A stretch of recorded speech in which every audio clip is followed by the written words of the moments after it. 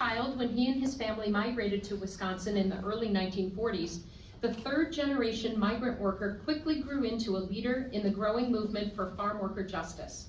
In 1966, Jesus co-founded Obreros Unidos, United Workers. Under his leadership, the group went on to organize numerous protests and boycotts, gaining the endorsement of Cesar Chavez and helping to improve conditions for migrant workers throughout Wisconsin. Jesus earned his master's degree in political science at UW-Madison in 1985. He went on to teach at Milwaukee Area Technical College and serve as a lecturer at UW-Madison and UW-Milwaukee before being appointed to the University of Wisconsin System Board of Regents. During his decade working on the UW-Madison campus, Jesus helped to establish the Chicana and Latino Studies program. He continues to be a changemaker and an advocate for immigrant and migrant civil rights. Jesus, may you please join me up here.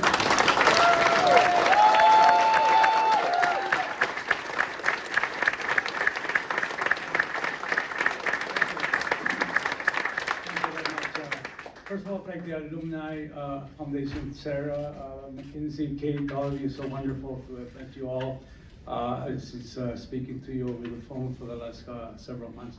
I want to recognize my wife right here in the third row, 43 years, also a farm worker, multi-generational farm worker like myself. My brother over there sitting, yeah, there you go, I already pointed him out there. When we were in school here, the Wang Chik, that is a Native American program, and the Chicano Studies offices were in the same building. And he fell in love with a woman that's sitting right by him, and he's never recovered. He spent the last 40 years. He's spent the last 40 years in the Lake Superior Ojibwa band over there.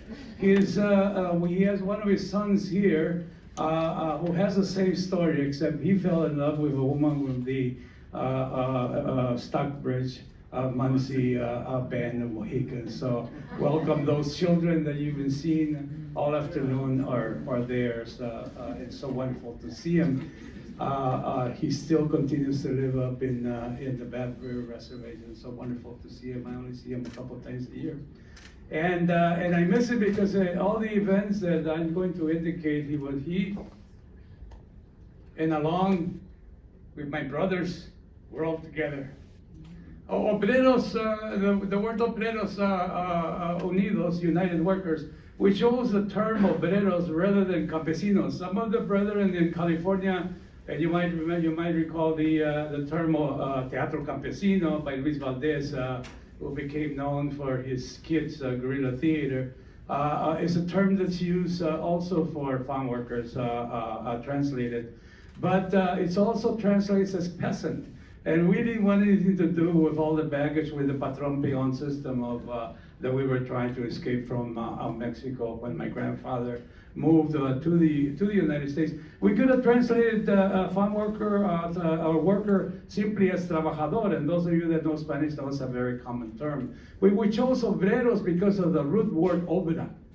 Since at that time in the 40s when my fathers came here, the farm workers did everything in terms of changing an agricultural economy for Wisconsin to an agricultural powerhouse, an economic powerhouse in the production of a wide variety of vegetables, and a national leader in the canning and processing of vegetables like peas and corn. But obreros also has to do with something of value. And we wanted dignity for our work. And so we chose the word obrero. And so thus Obreros Unidos. And the term obrero is under my name in the recognition that is given to me that you'll see later on. The other term that is used to describe the farm workers movement that was introduced earlier is social unionism. And what that meant, Professor Mark Rodriguez indicated that Obreros Unidos, the farm workers movement here in Wisconsin, was more than just about enhancing wages and working conditions. We established offices for the workers to meet because we were dispersed over a 3-county area in migrant labor camps in very small communities through that 3-county Wisconsin area. And we had a place to meet. We published a newspaper, a union newspaper called La Voz Mexicana. We opened up a gas co-op so that workers would come in, tend to their vehicles, get gas at a reasonable rate. Through the University of Wisconsin, Elizabeth Brandeis Rauschenbusch, professor of economics, and Dr. Goodfriend from the University Hospitals, we opened up the first clinic for migrant workers in central Wisconsin.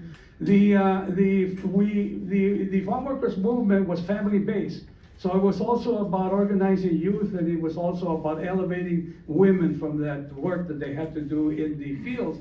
When we agreed to help Chavez organize the Great Boycott, I moved to Milwaukee with the same focus of organizing families, of a family-based union for youth and women. And there were a number of institutions that we established and supported that are still going on to this day. United Migrant Opportunity Services, Centro Hispano, United Community Center, 16th Street Clinic, Mexican Fiesta. All of these organizations were founded during that period of time. With all of the youth and women that were involved in this movement, in establishing those core network of services, we needed the university for certification, for accreditation, and for those that were interested in education to get a degree.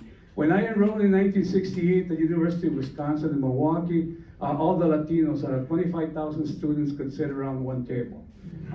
This last spring, over 500 of them graduated with bachelor and other degrees. I came to the University of Wisconsin in 1974, and I was telling the ambassador that she did the greatest thing for retention, because that was a big thing about bringing in some of us poor schooled individuals from the inner city of Milwaukee and other communities, or from the migrant fields like myself, that I threw out of whack the retention part of the recruitment and retention, because it took me over 10 years to get a master's degree, and she did it in 2 years. So she helped balance that out. But when I came in 1974, there were a couple more handfuls of Latinos that there were at the University of Wisconsin, but there were no academic courses.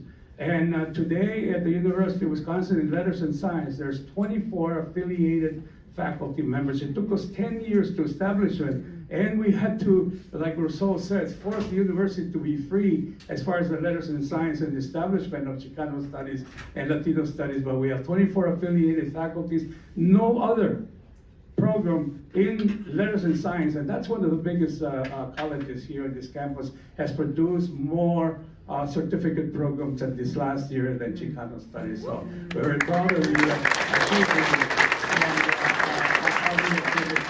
I want to thank the university. It's just a wonderful experience coming back here, and what it did for me and the academy, teaching in the post-secondary institutions that were indicated, and contributing small part. Thank you.